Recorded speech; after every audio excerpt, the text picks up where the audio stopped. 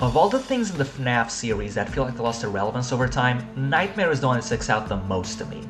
He was given so much spotlight in his debut, being the final boss of the game, being what stood between you and the infamous box. Everyone was wondering why Nightmare was back then, and now he's just kind of faded to the back and is only brought up here and there. Nightmare's appearances in the games have become scarce since then, and we never got a real answer as to what his deal is. And that's mostly because FNAF 4 and everything surrounding it has changed a lot since it came out. Almost 10 years later and we're still debating what exactly is going on there. A lot of people have given their 2 cents on what they think Nightmare is, and while they are very solid theories, they have a few issues that I can't quite get behind, and that led me to coming to my own conclusions and finding my own interpretation of this character. Before I can get into any of that though, I think we should try and establish what FNAF 4 is, because there's a lot of different ideas floating around and it's gonna be hard to talk about Nightmare if we don't get this out of the way first. I'm going to make my stance on the debate surrounding FNAF 4 clear from the get-go. We're playing as Michael Afton, the night sections of FNAF 4 are a dream, and the explanation provided by Dittophobia is accurate. The private room from Sister Location confirms that FNAF 4 takes place in a real place that's monitored by William Afton, and the Breaker Room map confirms that it's not the same house as the Afton household. We also know that the FNAF 4 house had to be made after the death of the bite victim, because the access code to its cameras is 1983, the year he died. I believe Michael had to go through William's experiments with this room, most likely as punishment for his involvement in the bite of 83. However, I also believe that the version we see in FNAF 4 is not the exact thing Michael went through, but rather a nightmare based on those experiences. And the reason why I think this is because there are certain things in FNAF 4 that don't make sense if it's the real experiment. Occasionally, IV bags, flowers, and a pill bottle appear next to the bed. This calls back to the final minigame in FNAF 4, where we can hear the bite victim flatlining, implying that he was taken to the hospital after the bite and died there, and we know Michael was there because he talks to the bite victim in the same scene. Another piece of evidence supporting this being Michael's dream is that, in FNAF 4, there's a random chance for the distorted version of the 911 phone call from the first game to play during the night, which implies that whoever we're playing has heard this audio before, and is hearing it again in their dreams, and knowing that Michael left as Mike Schmidt, we can safely conclude that FNAF 4 is Michael's nightmare. And if that wasn't enough, in the survival logbook there's a page that asks you about dreams, and Michael draws Nightmare there, showing he's had nightmares about these things. And yes, I said that's nightmare specifically, I'll explain later. Now for the more controversial take of the 3. Talking about Dittophobia is essentially inviting Tales Games discourse in, and since that's its own can of worms, I'm going to give you the short version of my stance on it. Most of the stories in Tales from the Pizzaplex feel like they can realistically fit within the continuity of the games, especially the more recent stories, which is the category Dittophobia falls into. Until a big contradiction happens in the games, I believe that Tales from the Pizzaplex is canonical to the FNAF storyline.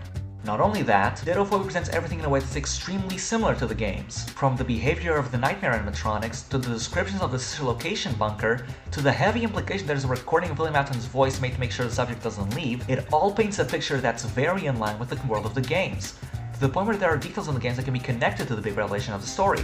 And that revelation is that William Afton uses hallucinogenic gas to make metallic skeletons look like the Nightmare animatronics for the sake of his experiments. Now that we've established what FNAF 4 is and what Nightmare animatronics are, we can finally talk about the guy in the thumbnail again. I've gathered the more prevalent nightmare theories I've seen floating around, though if you know one that I didn't mention and think it's worth looking into, let me know. I'd be interested in seeing that. The first theory I want to cover is probably the one of these 3 I've seen the least. Nightmare is Nightmare Fredbear. Game Theory once made a short where they argued that Nightmare is simply Nightmare Fredbear, but with the illusion beginning to fail.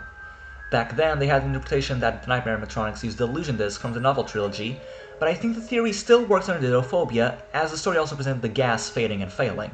Looking at FNAF 4, this theory makes sense. Nightmare only appears in nights 7 and 8, where he has the same behavior as Nightmare Fredbear, just more aggressive. And in those nights, Nightmare Fredbear doesn't appear. They have similar designs, similar behaviors, and you never see them at the same time. Hell, you don't even see them in the same night. It makes sense for them to be the same character, except Ultimate Custom Night saw the return of a lot of characters, 2 of those being Nightmare Fredbear and Nightmare. What it also did was give voices and dialogue to characters that didn't have those before, and wouldn't you know it, these 2 got that treatment. And I think this is the nail in the coffin for this theory. Their voices and dialogue are very different. Nightmare Fredbear has multiple voices speaking at once, low and high-pitched, while Nightmare only has one voice, being deep, threatening, and unlike any of the voices that make up Nightmare Fredbear's. And then you hear what they say, and they talk about pretty different things in very different ways. Nightmare Fredbear speaks in a surprisingly calm and proper tone, with his dialogue sometimes referencing the Fredbear plushies lines from the FNAF 4 minigames, and having a generally collected disposition as he talks about how he's now real and about his animosity towards William. We know who our friends are, and you are not one of them. Let me put you back together, then take you apart all over again. This time, there is more than an illusion to fear. Nightmare, on the other hand, speaks in a much more threatening tone, and his dialogue has a bigger focus on exerting himself over William, presenting himself as an imposing figure. You will not be spared. You will not be saved. I'm here to claim what is left of you. The shadow fears me. I'll admit there's a bit of overlap in at least one of their lines, but a lot of characters reference William's eternal suffering in this game, so that's not the best evidence out there. I was never a big fan of this theory, and I don't think it really holds up. Now for one that holds up better, and I actually used to believe in. Nightmare is Shadow Freddy. This point of view is most often found under Shadow Stand, the theory that Shadow Freddy is an agony creature that's allied with William Afton. He was born from either the agony of Bite of 83 or the Missing Children incident, and he works towards William's goals.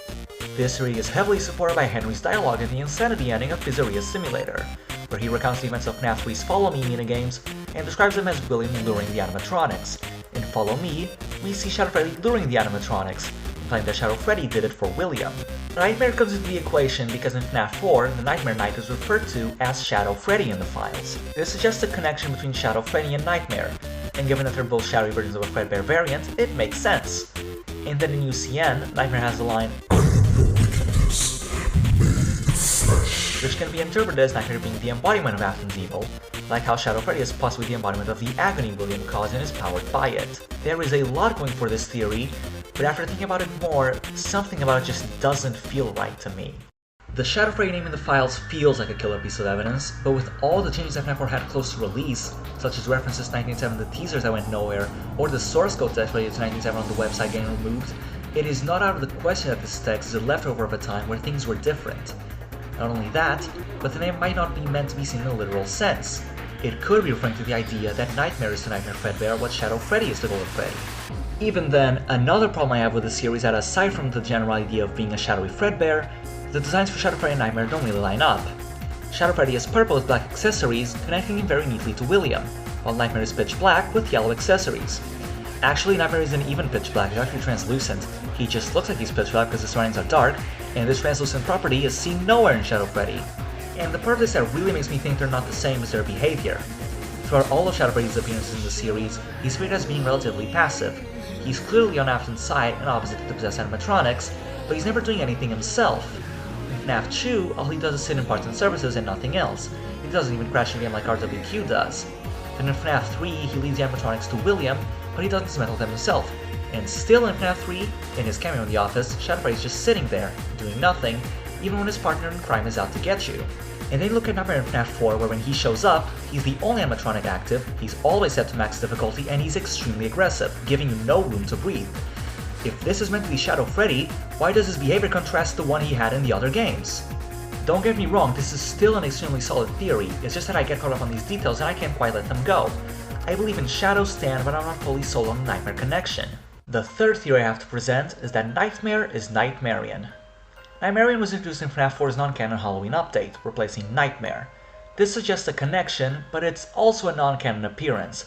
What is a canon appearance though is the Nightmarian imagery in Security Breach, Ruin, and Help Wanted 2. In Security Breach, you can find staff pods styled after Nightmarian, with the words "in your dreams" written on them.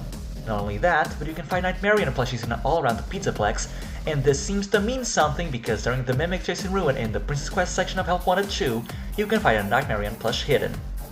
And this connects to Nightmare because the Nightmarian plushie is a collectible in Security Breach, and when you obtain it, it's referred to as a Nightmare plushie. And we know this isn't a mistake, because it would have been fixed by the time Ruin came around. But Ruin has an AR version of the Nightmarian plushie as a collectible, and lo and behold, it's still called Nightmare. This is extremely direct evidence of a connection between the two, and it feels like a very obvious hint to Nightmarian being Nightmare. But like, in UCN, Nightmarian speaks. His voice is different from Nightmare's in a few ways, not being as deep and having a glitching effect. And when you analyze their dialogue, they talk about very different things. NightmareNightmare's lines have a big focus on death and nightmares, which not even Nightmare plays into. This is a nightmare that you won't wake from. This time, death cannot save you. Then we have I am the fearful reflection of what you have created. This implies Nightmarian is meant to represent the possession of the marionette caused by William's murder of Charlie. This represents something very different from Nightmare being William's wickedness made of flesh. This series feels like it really should be what's going on, but there's some details about it that don't click and I can't just ignore them. And it was after seeing everything in these series that didn't feel right to me that I formed my own theory about Nightmare. And I feel like Not Real Name Not At All's video on the Nightmare animatronics really helped kickstart this train of thought. FNAF World's night sections have a lot of parallels to the End of Night minigames, especially when it comes to the animatronics.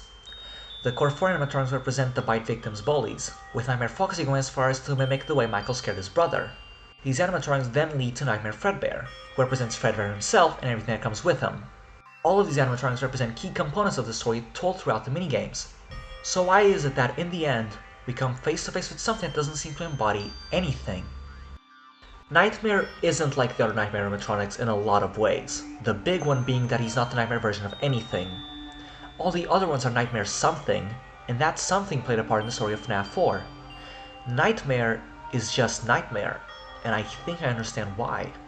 Nightmare doesn't represent anything in FNAF 4, he represents something that we learn about later. The most interesting part of Nightmare's design is that he's visibly an endoskeleton with a translucent suit around it, but when seen in the dark, it creates the illusion that it's wearing a real suit.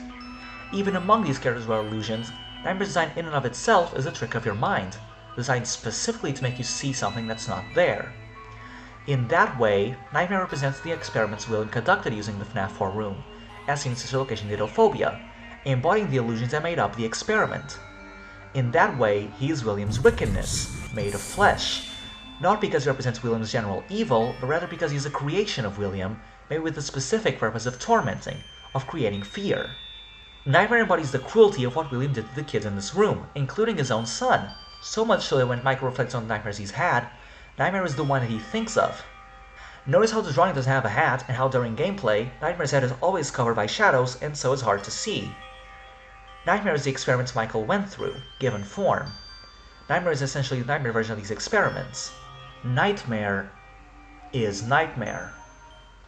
And under this interpretation, the theories I presented previously aren't completely discarded, because those characters that were theorized to be Nightmare still have a lot of parallels with him within this theory. He's like Nightmare Fredbear, but without any of the emotion, history, or meaning behind his creation. He's like Nightmarian, only that he represents a different facet of William's evil. He's like Shadow Freddy, but more expressly being a tool rather than a being. Something that I didn't like about these other theories was that they made Nightmare feel like a footnote in the series. It didn't feel right that the final boss of one of the FNAF games was relegated to being an alternate form of another character. Under NightmareNightmare, that's what I'm calling it, Nightmare has a very solid place within the story, spreading over multiple parts of the series and having a role that sets him apart from the rest. I think this is an extremely interesting way of looking at Nightmare, and I also think that it opens up some pretty good discussions regarding the symbology of other characters within this franchise. But that's just what I think. What about you? Do you think my theory is absolute dogshit? Do the other theories have more to them that I missed? Do you have your own theories about Nightmare that you'd like to discuss? I'd love to see what you guys have to say, so feel free to comment your thoughts and ideas. I'm Veronica, thanks for watching.